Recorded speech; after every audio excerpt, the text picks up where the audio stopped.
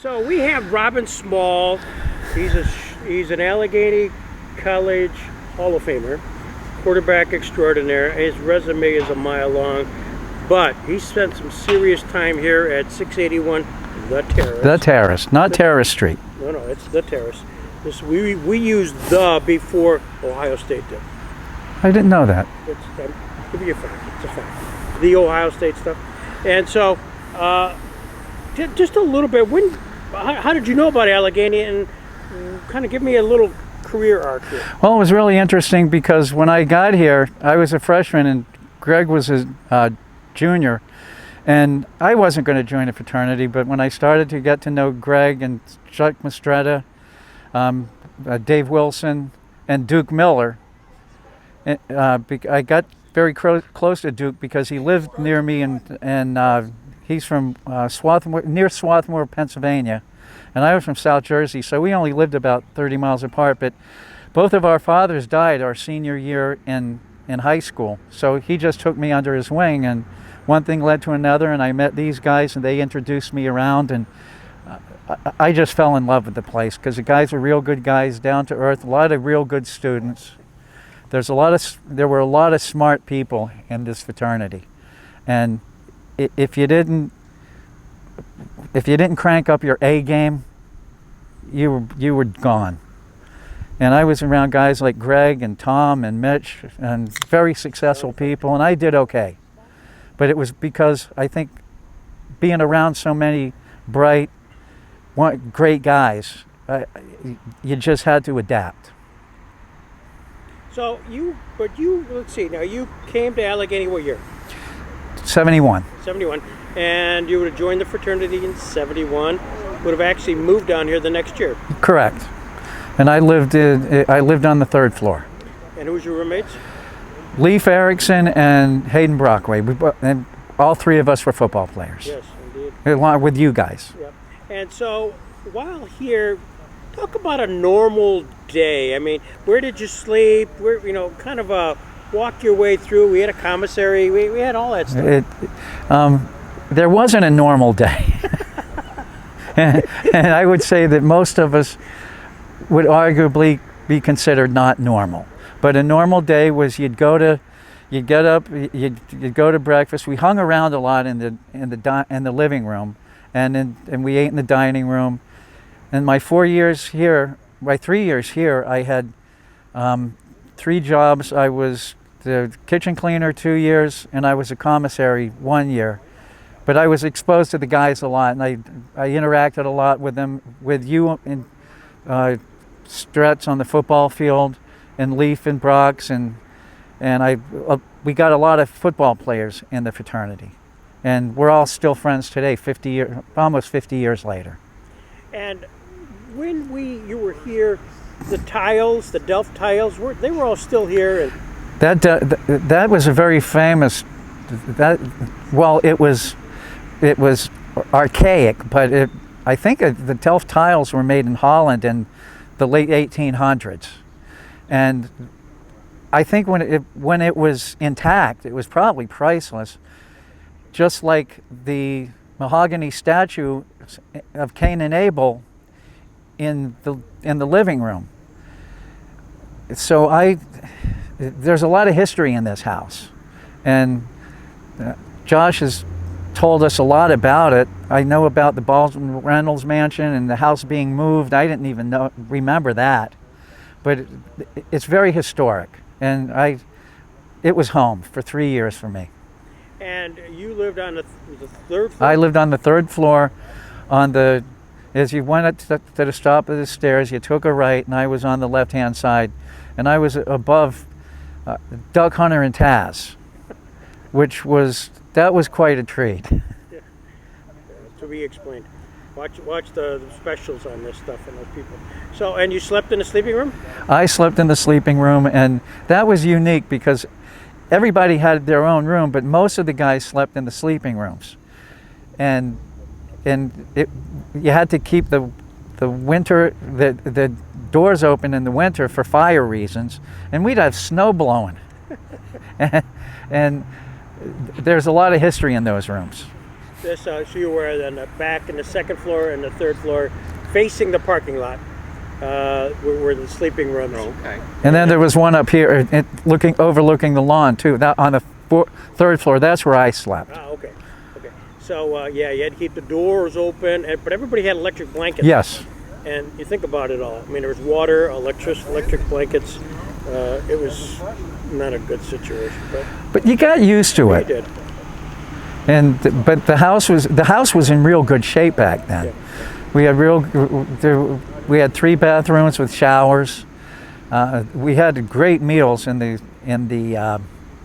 dining room, and we usually had about 40 to 60 people eating, and it was full for every meal, both lunch and dinner. And dinners were formal, and every week someone would invite one of the professors or coaches from the college to eat with us, and I did that a number of times. I invited professors and football coaches. So again, for the camera, we had a cook. Yeah. And ours at your time. Norma. Norma, thank you. And meals were at a specific time. Well, dinners was at a specific time, and you had to be here, or you might miss out. So guys came from. It was very organized. So 6 o'clock. I'm making that up, but I think it was 6 o'clock, and I came off campus. I lived 3 years off campus. But that would come down here for meals. I mean, that was just. You were an RA at one point, weren't you? RA for 2 Resident years. advisor. Yeah, resident advisor. So that's what happened. A lot of Phi Delts were on campus, might have been resident advisors, but they came here to eat. Correct. This was their eating staff because the meals were great. They were very good. Now, you have to cut corners a little bit sometimes, because we had to. What they did is, when you made your meal payment plans to the college, they would transfer it to us. And so and the cook was very good. I worked with her for a year, well, actually 3 years, because, like I said, I was a kitchen cleaner for 2 years and the commissary for 1 year. So I was with Norma all the time. She was a real nice lady. We in our photos, our annual photos, she was always deemed the house mother. Yeah. So the actual operations, we pay the college, and the college would take some of the meal money down here. I don't know that, and whatever the rent, you didn't pay anything? No. Everything came through the college? No, everything came through the college. We had dues of, I think, $50 a year. Now, we also have the cottage, and the cottage over there was special. Did the commissaries, did you live over there? No, I stayed in the house until my senior year, when I lived next door in an apartment, and the building is now gone. All right, Tom Dudek, the whale. This is so wonderful. Here we are, 681 of the Terrace. Tell me your little life arc. You're from where, and how did you get here? I'm from Connecticut, and I got to Allegheny through pure serendipity. I never saw the place until I arrived. I applied to a bunch of schools, Catholic schools. So I went to Catholic high school. I'm from Connecticut, applied to Connecticut schools, and in the midst of all of my senior year, decided I wanted nothing further to do with Catholic schools and wanted nothing further to do with the state of Connecticut. Someone mentioned to me that they had seen Allegheny because it was an A at the front of the college catalog. Pictures looked good. I applied, I got in, I came, and the first time I saw it is when I arrived. No kidding. What was your impression? So to get dropped off, you'd say, holy shit. I was just very, very happy that I got to college, and I thought it was very pretty. And within moments, you were my RA, if you recall, and within moments, roommate and I stole a 13th plank off the bridge, and that I didn't know. Yeah, we did that. We hauled it up basically to the second floor Edwards, where I was ensconced, and almost immediately began to meet a bunch of people through classes and fraternity rush. And obviously I became a Phi Delt, and you probably hear the same thing from most people, for the best years of your life. Met great people. That's why we're here again, to sort of connect with guys again, and it's fun. It's not easy to get here, but it's terrific. Glenn Greiser was the other RA. He was. Saw him just 3 weeks ago. Ah, Hadn't seen him in a while. So when you go through the hazing process here at the house, what was a normal rush like? well, the actual rush was fun because it's pitching the whole program of the fraternity, which in the Phi Delta's case was pretty easy to pitch.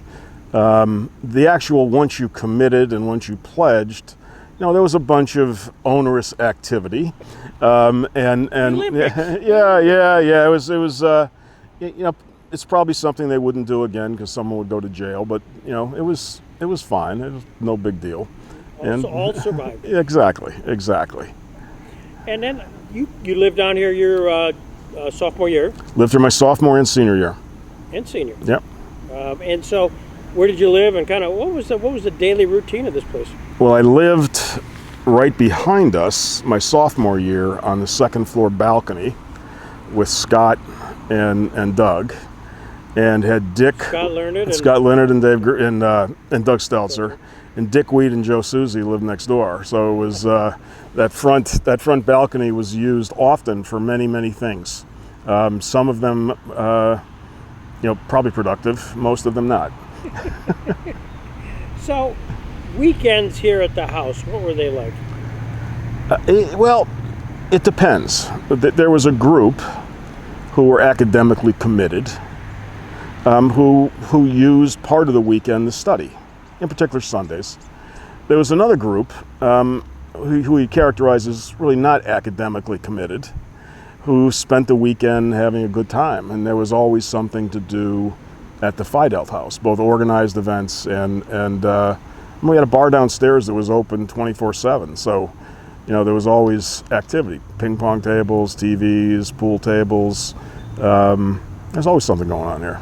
Well, the bar was uniquely built, and the construction material was unique. I don't know if it was during your time period where... Yeah, yes, it was. Yes. Yes, it was. I remember having to call home asking for money so we could bail out 3 of our classmates who had their trucks stuck in the mud and got pinched by Meadville's finest trying to find paneling for our bar. No, the actual bar, part of the bar is still there. Okay. And interestingly enough, the pool table's still there. So, yeah, but there was many an event down there. Anyway. And so there was also social activities in the sense of we'd have the college, whether there were sororities would come down and other things. Yeah. The sororities, obviously the fraternity had their own organized parties with bands and all the rest of that stuff, but the sororities only had rooms. They did not have sorority houses at Allegheny. So all of their parties they had at fraternity houses. So they'd make arrangements with each of the fraternities. So we'd invariably have a couple of sorority parties each semester, and they were fun. And they were pretty gala. I mean, they were pretty dressed up. I mean, Yeah. I mean, there was one particular one that lives in infamy: the Alpha Chi Omega, Duke Miller, sort of passing away, Neil Young kicking him in the head. Yeah, that was an interesting night. I think you were part of that scheme. Memory serves me correctly. The actual dance floor was our dining room. Mm-hmm. And as I recall, we'd actually have work days to move out that. We would, and move him back in the next day so we could have dinner. We had staging. Did we have staging? We had staging band? For the bands. Yeah, so one of our brethren, Dr. Duke Miller, was laid out in the flower box that was made up. His size permitted that. Yes, it was a faux casket, and he was honored in memoriam on our staircase, the mirror, and I believe that a gentleman by the name of Greg Peterson officiated at the memorial service, if memory serves me correctly. God, and then he was paraded through the campus. I was rush chairman. I was pledge class president. I was dishwasher. I didn't have any money, so I had to earn money. Sure. So, that was it. So if you had a message to give to former Phi Delts about what you see here today, what would it be? I would say that it's a shame that what's occurred with the facility has occurred, but it's taken 30 years for it to get the way it is. The Historical Society is committed to trying to renovate it.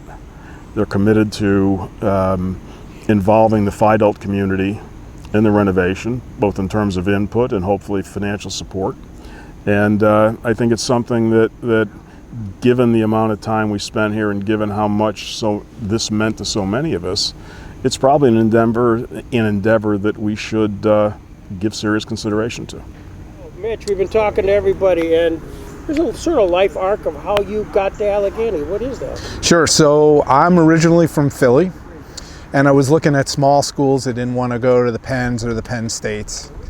And looking at small schools, this turned out to be just a fantastic choice. And when I think back of why it was, I think because it was in a smaller town, and it just seemed like a very hospitable place to go to school, and a place where I think that certainly I was not a great student, so a place where instead of having the pressure of big classes and so on, I could probably get a lot closer to faculty members, and that's one of the reasons why I came here to Allegheny. So you come to Allegheny, where'd you stay your freshman year? Edwards, which was a relatively new dormitory. Right. And I didn't even know that I wanted to become a fraternity member, but I started to check it out, and I'm not even sure that I had any other predilection to go to a place other than the Phi Delts, because number one, really liked the brothers who were rushing me at that point, as well as thinking about this was the only off-campus house, and so that kind of had some magnetism as well for me. So you come down here, you went through a sort of a rush/hazing process. Mm-hmm. Hazing? Well, excuse me. You can't use that term. Rush process. Right. Do you remember much about that rush week? They set aside normally a week. Absolutely. I think back of some of the things that happened during rush week. And there was a lot of productivity because we cleaned up the house a lot, but at the same time, I think I probably did more push-ups during that week than I ever did in the entire course of my life. And a couple of people who used to just see me, and they'd say, Mitch, give me 20 push-ups or something like that. It turned out, it was fine. It wasn't something that to me was what I would call nasty. It was just kind of a fun time that really occurred. And at that time, I think I looked at it like that. It was just a way of becoming a Phi Delta, at the same time contributing to getting the house a little bit more cleaned up than it was before the week started. Yep. And normally, did you have a shirt with a number and stuff like that, identification? Yeah, I can't remember exactly, but I might have. Yeah, just for the, you mean different than the one that I had when I was in prison? Yes. Yeah, ours was WS and then our number. Yep. And the WS being whale ship. Right. And I was number 19 in case you're curious.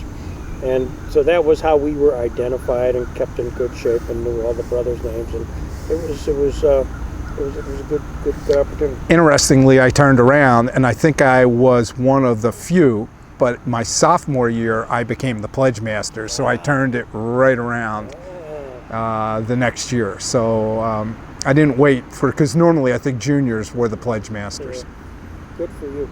So what was kind of the normal routine here during the week? You lived here for? I lived here my sophomore and junior years. I still remember, my roomies. I lived with Dan Todd my sophomore year, and a couple of guys my junior year who were actually sophomores, and then I moved out my senior year and had an apartment, but still came back to the house for meals and stuff like that and for parties. Did you ever hold any offices or anything other than the pledge master? I did. I was vice president.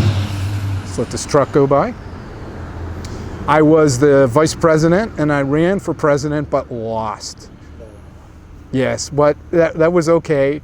I think, when I look back, some of the leadership skills that I learned while I was here were very helpful. I look back at things that contributed to my career, and certainly being both the pledge master and the vice president, and even being one of the senior, what I call advisors during my senior year, where the pressure was off and I was off, you know, in an apartment, was very valuable for later on in my business career. What I recall, and I don't know if you guys actively used it, but we had a file system of tests. I would never think that there was such a thing. The interesting thing was, the only thing, I wasn't a great student until I met my wife, and I met my wife my junior year, and then I finally became a better student, and then at that point I wasn't even sure what I was going to do. I was just going to try to make it through Allegheny, and actually was fortunate to meet my wife, who her only thing, because her father had died her first trimester of freshman year, and so studying and making it through was very, very important. And if I wanted to stay with her, I was 2 years ahead of her, but if I wanted to stay with her, I knew that I had to study. And so she put a lot of that into me at that point, as well as some of the examples that we had here of people who were able to mix it up, of having a good time, but at the same time studying. And the file system, the reason that I go to this was because instead of I became a chemistry major, eventually went on and got my PhD in chemistry. The files for organic chemistry, of which I became, were for a guy named Rhinesmith. But I took Ed Walsh's class. And Ed Walsh, when I think back, some of the people who influenced my life, Ed Walsh, as a professor up there, was one of my major influencers. There were no tests from Ed's class, because nobody took Ed's class, because all the pre-meds took Rhinesmith's. And every Rhinesmith test had a rotation, so everybody memorized them and then aced the Rhinesmith test. But I couldn't do that with Ed Walsh's class. So I was never a benefactor. No. Party-wise, or rather I should say social-wise, sometimes we would invite sororities because they didn't have a place to come, and they found this to be intriguing and elegant. Do you remember some of those events? I do. Unfortunately, a few of them. We broke up at one point with a very big event. I was a big Philadelphia Flyers fan. And it was at the time that the Flyers were coming of age because they were one of the expansion teams. And not necessarily have anything to do with the sorority party that was going on. The Flyers had won their first game in the first expansion team to win a game against the original six. And I, along with another people who were a little bit stewed at that point, came upstairs and kind of had a celebration in the midst of this wonderful sorority party, of which the rest of the details will go undescribed. Were you part and parcel of the Duke Miller? Unfortunately, you're starting to describe it, so I won't go much further. Well, Whale and I, and we went through that because I also was part of that. So yes, I fessed up to the camera without me being in the camera. Yeah, that was the start of that, and then the very next day was the funeral. But nevertheless, because Duke was from Philly as well as I was, but Duke wasn't as much of a Flyers fan. But I think I gave that night some sort of I gave a eulogy, but I happened to be the vice president and had just been elected, and Ed Nelson, who was the president at that point in time, the next day read me the riot act. And so I kind of stayed away from the funeral because I had already been excoriated for my conduct the evening before. Well, it's funny, we could go into great detail. I've forgotten about Ed because Ed was the president, and he was pretty straight-laced. There was also, you mentioned Neil Young on tape. Right. As he had a girlfriend who was part of the sorority. Right. That got kind of interesting. Got blown out of proportion, of course, nevertheless. There's great humor there. Even now, it's obviously, we remember it. And in fact, just so, again, for the camera, and there is a picture, I'll send it sometime. We buried him, Duke, physically, up to his head. Right. On the side guard there. Right. I had to stay away from that the next day. It was a very unfortunate thing. We took an extra level. Not everybody did, but Ed wasn't there. And right. We digress. But if, as you look back on your 4 years at Allegheny. What did the Phi Delta house kind of mean to him, Mitch Forward? I'm not sure. I think, first of all, meeting my wife and getting some discipline in studying was very important for my life, let alone my career.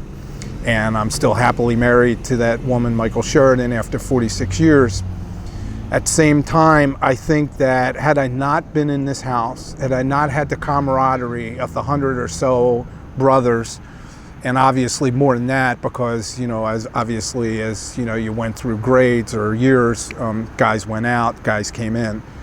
I don't think that I would have stayed here at Allegheny, to be very honest with you. I think that one of the big drawing cards, besides a guy like Ed Walsh up in the academic side, and a few others that were up there, was the camaraderie that I had with the Phi Delta brothers here. And the fact that we're still back here 50 years later, just a small group of us, I think it's part of my being. And as I come here, I don't tear up, but I see the memories of thinking about being out here on the lawn or being in the house and having the types of events that we had, or just the days that we went through where there wasn't an event, but we were just amongst the brothers who had some same common purpose, and that was being a Phi Delta, being a member of Allegheny College, and hopefully doing well once we got through this 4 years of both merrymaking as well as studying. And I think that when I look at my wife, thinking about the fraternity, thinking about some of the mentors that I did have in academia, Phi Delta House is right up there in the top 5 list of the things that hopefully have made me a reasonably successful human being over the course of these 70 years. Over my shoulder is Josh, and Josh is the head of the Historical Society here, and they own the facility which is behind you. If you had to encourage Josh, and as they're trying to do a renovation, what advice would you give him? I think that this house has a lot of history, and as we were talking previously, there's a history before the Phi Delta occupied it, and that's very important. It's important to northwestern Pennsylvania history. It's important to Meadville, but I think at the same time, that period where the Phi Delta occupied this house is important as well. And, it's memories for all of us, because Phi Delta haven't been in this house for many years. But at the same time, I think as we look back at our lives, an important part of us spent 4 years being brothers in this house. And I think that our being is partly invested in this house. And it's important, I think, to keep this here, because an option certainly is you raise it. That would be crazy. To me, having this come back as a structure that has even a new purpose would be great, because then at some point in the future, people will look back from its history from 1807, and then they will look back at that period when the Phi Delta occupied it, and then the period going forward as it becomes something that's very renovated and very nice for the community. That Phi Delta period, I think, is going to be a very important part of telling the history of this house. You're great. Thank you very much. Thank you, Greg. I'm Greg Peterson. I'm from Jamestown, New York, originally, native there, and I was a legacy. My father went to Allegheny, and then as a result of that, while I was looking at a lot of Ivy League schools, most of them chose not to accept me. At best, I was put on a few waiting lists, and Allegheny became a logical location. And for me, wonderfully so, because it was an hour and a half from my hometown, far enough away that I didn't go home, wasn't going home every weekend, and close enough if I needed to, I would. A little bit about having been drawn to Allegheny College. There was also a legacy of quite a few people from Jamestown, and football players, of which I played 4 years of football at Allegheny, who were Phi Delts. And so as a result, you hung around. I should back up on the football team, which was the coach. First year was John Chukrin, and the last 3 years was Sam Timer. The football players were sort of divided between two fraternities. They were the Phi Gams and the Phi Delts. It just so happened that the Phi Delta personalities I gravitated towards, and perhaps they gravitated towards me. And there were some people from Jamestown when I came here and who had already been here, so there was a Jamestown connection as well in the house. So hence the house was probably pretty logical. I'm sitting in front of the house itself, and just like Mitch and Whale and Robyn, you look out over the lawn, over your shoulder.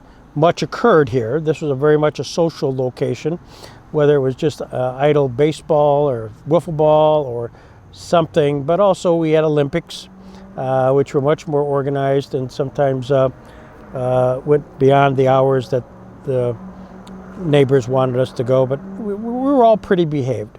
Also, I'd be quick to point out that over to my right, the Baldwin Reynolds Mansion was a location for ponding. I forgot to ask those guys, but I suspect, Mitch, were you ponded? Yes. Okay, sure. I mean, most anybody who's important were ponded. That if a rite of passage is that, for some stupid reason, it might have been a bad meal. It might have been something that you did. There was a vote. It was a kangaroo court. And next thing you know, your name is chosen to be thrown, walked across, down and around, and thrown into the pond. And it could have been any time of the year. So you weren't waiting for good weather. I mean, if it was rain or snowy, you'd dig a hole in the ice. I mean, that was used a lot. I'll tell you a story maybe at the end here about last time I was here with the young Phi Delts. So anyways, that was part of the process of coming down here. As we mentioned, meals. I think it's 6 o'clock, Mitch, we're normally dinners. And whether you're on right here or off campus, or on campus when coming down here, that was your social time. You came, you got a great meal, and you met everybody, and it was from kind of 6 to 7:30, a chance to connect. There were breakfast, there was lunch, but sometimes we just, for those off camp, or on campus, I should say, we would just stay up there. And there were weekends, parties. We had a social chairman. I had a specific social chairman for a couple of years who was famous, if not infamous. He had the greatest parties in the world. And Mike Spampanato, if you're watching that, you're my hero. And so we would have those in addition to the various social events that other people would. Sororities love to use this place, and sometimes normally they went off without any issue. And we would also have very formalized social parties where there were a couple of times we actually got tuxed up. So those were always highlights of the season. We would have an annual event called Duffy's. And if you looked at any of the email traffic, Josh, from Robyn for today, this was sort of Duffy's 2023 was our catch-all phrase. I'm not sure I know the term Duffy's where it emanated from, but it's been around forever. And so I lived here my sophomore year in the second floor towards the white annex part of the house, J.A. White, with Barry Deach and Van Weber. And then my junior and senior year, I was a resident advisor. A few of the guys that were on my floor, they were sources of people. You picked out the cream of the crop on your floor and encouraged them to go be rushed. And if they did, they did. If they chose it, fine. If they didn't, they didn't. And so it was a meaningful location here for my 4 years. And I know I've been back for several events, but normally I gravitate towards here. Whether it's the current fraternity has something here for the alums, which is always well attended, or whether it's like today where Robyn Small, give him full credit, he inspired this ad hoc gathering of people of his vintage age, Robyn's, and threw me in as an old timer. So I'm honored to be here, but I'm also pleased that you, Josh, took the time. I mean, this is Saturday morning. You don't have to talk to us yahoos, to talk about the history, which was very fascinating, and at the same time a vision. And I'm glad the board, because it took a while, but I'm glad the board decided to do what it did to purchase it. Now I feel better that it's not going to be crumbled. It's not going to be raised tomorrow. The city of Meadville is not going to come in with a demolition and just knock it down. So that's all very encouraging. And I'm going to let you start asking me questions here in a second. These are all introduction, but I'm going to look in the camera and say, for all you former fraternity guys who were here a few years ago at your wonderful reunion, I mean, it was a huge turnout, and saw this, and a lot of memories were evoked. It's not bad to consider a place, a tangible place, where, at least for Allegheny College, and I know I speak for myself, that this is the location. This is sort of the museum. When I have my kids and grandkids, you go to the college, it changes. I mean, some of the dorms are down, some of the old buildings are knocked down. It's not quite the same, but this is the constant. So it's like James Earl Jones, if there's one constant in life, it's baseball. Well, maybe Allegheny College, the one constant in life is what's over my shoulder. So with that, I'll pause, Josh, and have at it. Sure. Well, just in terms of logistics around here, you mentioned, and I don't remember if we were on camera or not, you mentioned there were sleeping rooms upstairs. Right. So you mentioned there were rooms and there were sleeping rooms. So how does all of this come together? There were on all sides of the second and third floor rooms where you could study. Your study rooms. Let's use that term. Now, within the study rooms, normally there was the senior, 2 or 3 guys would be assigned to a study room. I'm using my year. And there might have been 2 or 3 desks. Somehow, some way in this concocted rooms, there was a bed. A bed would be created, and the senior most person who was assigned to that room got to sleep there. They didn't go upstairs to where the other commoners, which were do the sleeping rooms. There was a sleeping room, 2 in the back and 1 in the front. I think I may have mentioned, maybe off camera, but the doors had to be open, so it was no closing of doors during the winter months. And I slept facing, on the 3rd floor, facing the parking lot, so I was right there at the door, by the door. So the wind would come in, and in order to stay somewhat warm, we all had extension cords and electric blankets. I mean, that's how you kept warm, which was insane, I mean, especially if you're by the door, because you got water flowing in through the snow. If I'd have taken science class, I would have said this was really stupid, but I didn't. And so that's how we all slept. And somehow we survived. And guys would have different sleeping habits, but they were they respected. I mean, sure, some guys they'd love to work till 2 o'clock in the morning studying, but they would quietly come in. There was no ruckus except on weekends.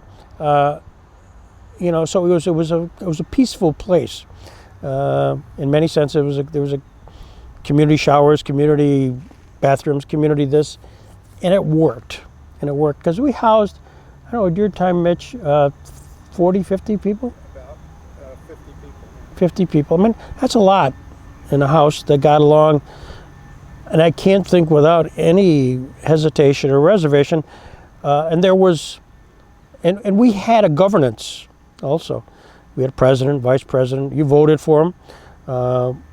And sometimes you won, sometimes you lost. But we had that. And we had sergeant at arms. And we had personalities that drove that. We had social chairmen, we had commissaries, and usually we had a few jobs paid. One was the commissary, who worked with the kitchen with the cook, and I think cleaning. I mean, I think there was kitchen cleaning too. I think we paid that. I'm not sure who else got paid. Norma? No, well, Norma, of course. Yeah, the cook. Yeah, she was the ace. And inevitably, it was great to be good with the cook because, again, the big meal was at dinner. There would be lunch available, but it was more buffet stuff you'd go through. Breakfast was, as I recall, wasn't down there that much, but probably cereals and just sort of, you'd walk through and get whatever you could. And at night, though, it was open. And there was always a slab of bologna. That's what I remember. And you'd cut it up, and you'd turn on the gas stove, and you'd make bologna sandwiches at night. Now, that may have been unique to me, but that's what I recall and remember. You'd come down here some nights I was up on the campus there to just grab a bologna sandwich and a beer probably. So that was but it became your life and your social life. Now, the other thing that I think is perhaps unique at the time, social life at Allegheny College, and it may be I assume it's entirely different now, was not driven by the college. So other than concerts occasionally that they'd have on campus, any keggers or any, I don't think you could use them then, but locations where you could dance and stuff, there wasn't a lot on campus. So it was the fraternity houses were the source of activity and social life. So, and if you weren't exclusive, so if we were Phi Delts, we could be easily found wherever there's a band and a dance at the Sig House and Phi Psi House and Delta House, wherever that is. So it became sort of a social circuit of that way. I'd be lying if we said we didn't have keggers, even though most everybody was under 21. Once in a while, the police would stop by and wondering what gives, but it was sort of a wink and a nod. And they just wanted to let you know that they knew that we were doing this stuff. If you had to think about the thing that you remember most in this house from your time here, what would it be? Oh, I don't think there's any question. It's the brotherhood. Now that sounds trite, but the reality is friends you made here are what drives you to come back to Allegheny.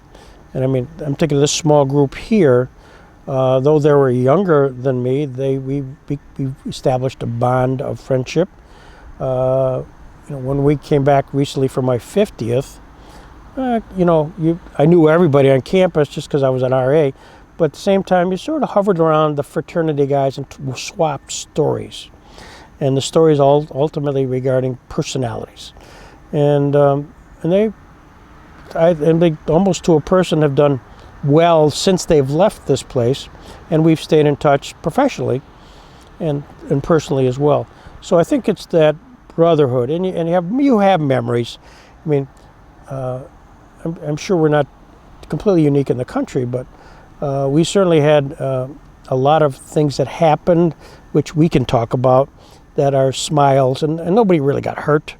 There was nothing untoward, but envelope pushing. I don't know if that's a term, but I think you get it.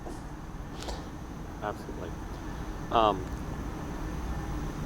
In terms of the house and the historical society's ownership of the house and so forth, what do you see as the Phi Delts' current connection, or what could the Phi Delts?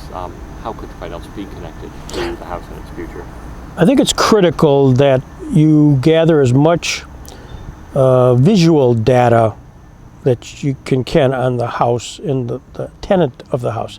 Now, I know you've got some historical stuff on the Haida Coopers. I've seen all that. That's nice and terrific, and it's really quite amazing what was here. To the extent you had 60 years of fraternity life, there are composites. I don't know where they are, but at some point there were, at the house when we were in the 90s, they were still here. I don't know where they ended up, but that puts anybody who would ever come back here with their kids or grandkids, walk in and say, there's Grandpa. Absolutely. I mean, and if you can't throw them on a wall, have a database where they can at least look it up. That's just at a minimum. And then there are, I'm sure, a solicitation that can go out to the list. Now, the key is the list. You got to get a list. To say, send us pictures. You know what? I saw a ton of pictures at that reunion. I was here at 21. I mean, people were coming back, and a lot of people like Mitch and myself married women here.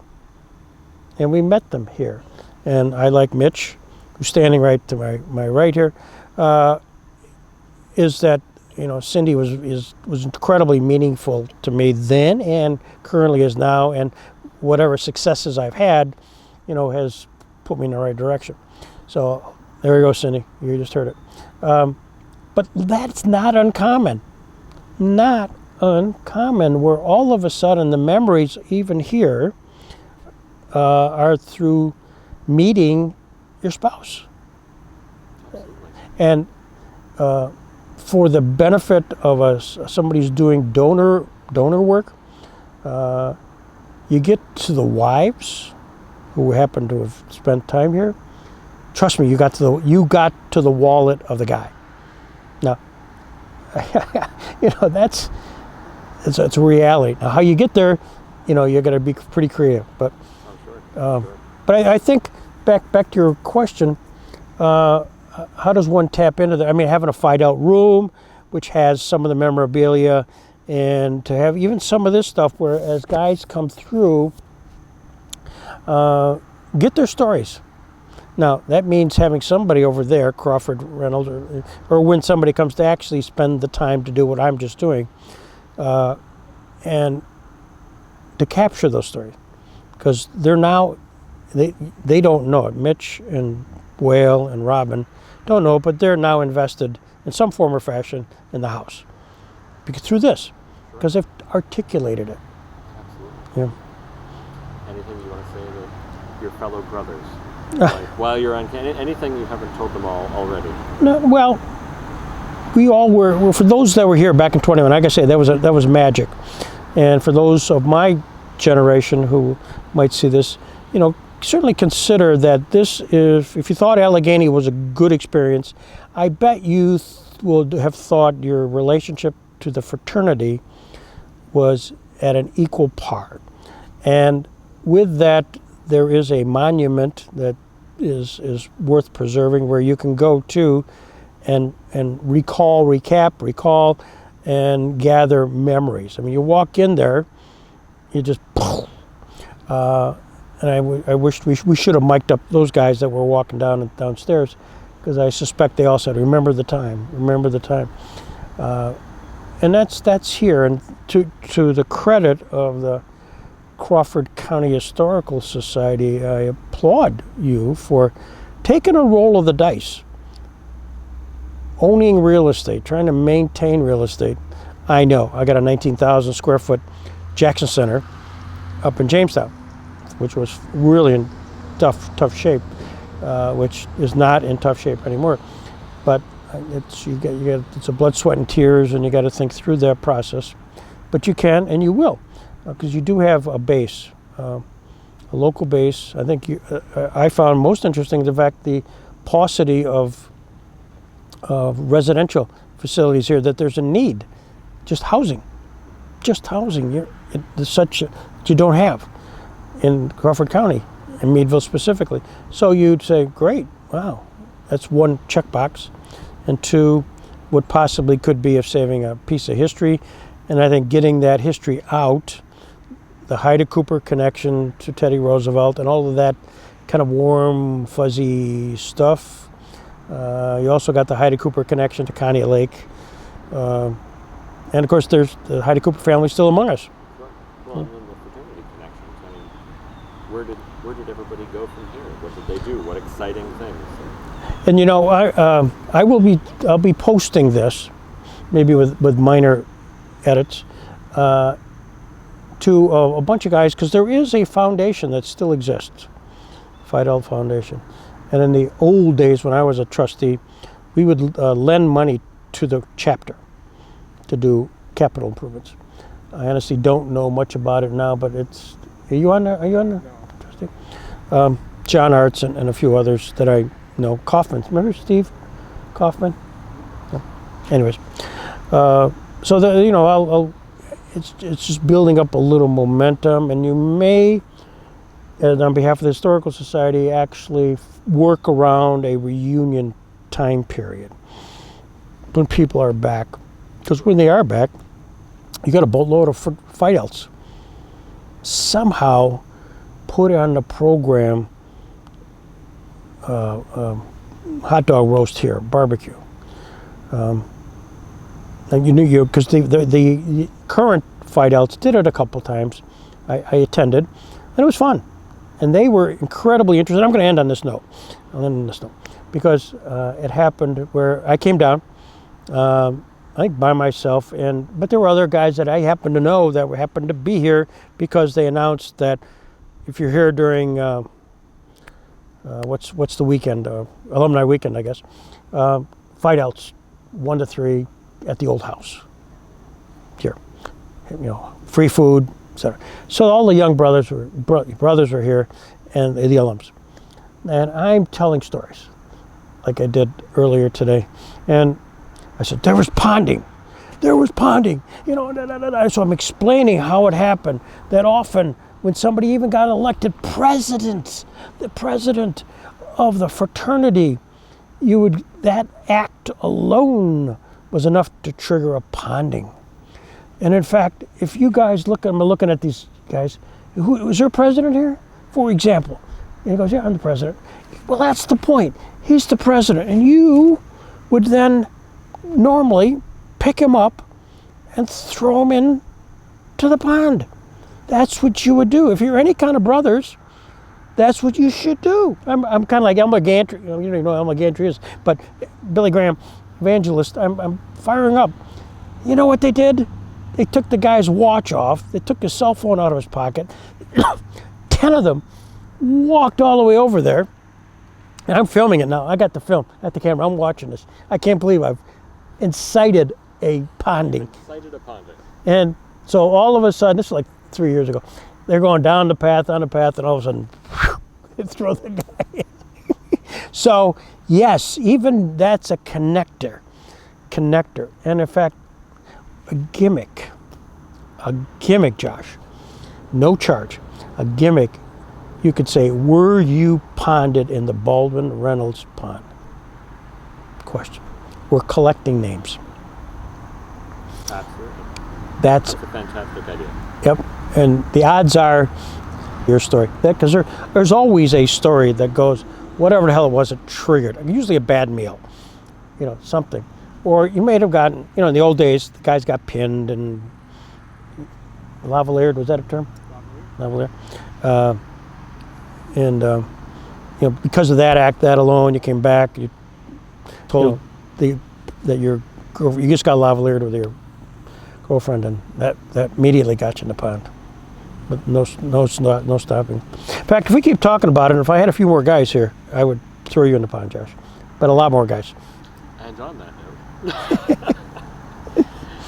Oh, well, thank you so much. Thank you guys for coming and reliving your history with us here. Mitch just talked about his being kidnapped, and we won't repeat that because that's his story. But I too was kidnapped, and I'm not sure my role was at the time, but a bunch of guys thought that was important, and I went. They sent me into a swamp that was heading towards Spartansburg area. Just heading out in that direction. They dropped me off on a road. Again, I blindfolded, and I got, you're feeling pretty bad about them at that point. And so I, finally got the blindfold off, and I'm out. There's this wooded area, but it's a road, and a truck came by immediately. And so I flagged him down. And the guy, I said, here, I've just been kidnapped. Hard to believe, but can you drive me into town? He goes, oh, this is the funniest thing I've ever told. So they drove me back, and I went back to Edwards, and I'm sitting there, and all of a sudden these guys who had kidnapped me were driving back, and I could hear them talk down the hall. We got Petey. We really got him this time. And they walk in, and there I am. It's unbelievable.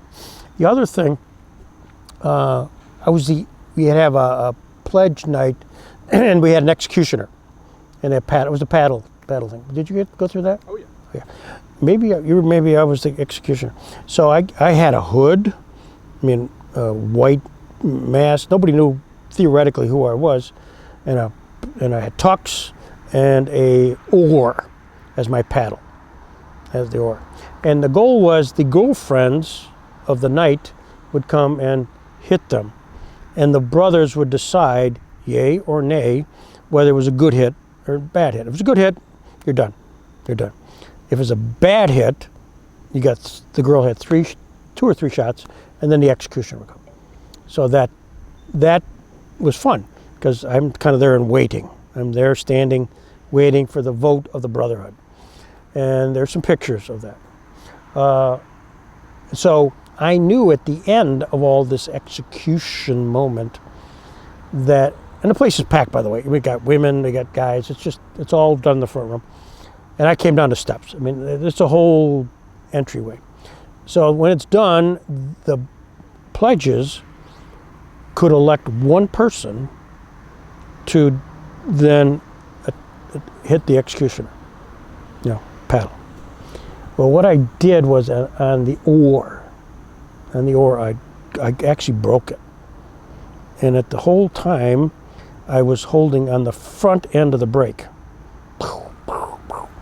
And so therefore nobody knew otherwise. But of course, I knew full well that my time would come. And just like you with your dime, I was padded up here, man. I had towels galore. And I also knew whoever it was, of course, getting the biggest guy, let's say Chuck Erickson, he's gonna get at the very end, no choke up, man. It's the very end and hit. And sure enough, of course, the paddle breaks. And it's a whole lot of nothing, because it not only paddle breaks, but I got all this stuff. Of course, it looked fabulous that you broke the paddle over the executioner. But yeah, I remember there's some pictures of that too. I'll find, yeah.